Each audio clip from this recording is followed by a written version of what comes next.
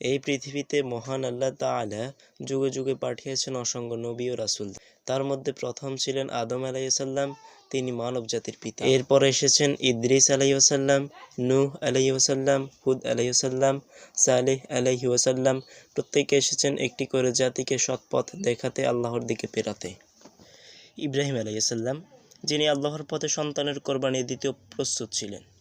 তার ছেলে ইসমাইল আলাইহিসসালাম ও ইসহাক আলাইহিসসালাম। ইউসুফ আলাইহিসসালাম, যাকে পেলা হয়েছিল কূপে, কিন্তু তিনি বড় হয়েছিলেন মিশরের রাজপ্রাসাদে।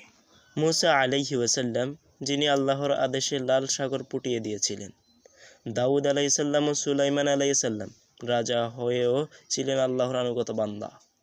ইউনুস আলাইহিসসালাম, যিনি মাছের পেটে থেকেও আল্লাহর কাছে ফিরে এসেছেন। এভাবে একের পর এক নবী এসেছেন। শেষে এসেছেন রহমাতুল্লিল আলামিন, আমাদের প্রিয় নবী হযরত মুহাম্মদ সাল্লাল্লাহু আলাইহি ওয়াসাল্লাম।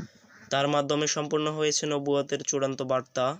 আমাদের দায়িত্ব এই ইতিহাস জানা, বোঝা আর নিজের জীবনেও আলোর পথ বেছে নেওয়া।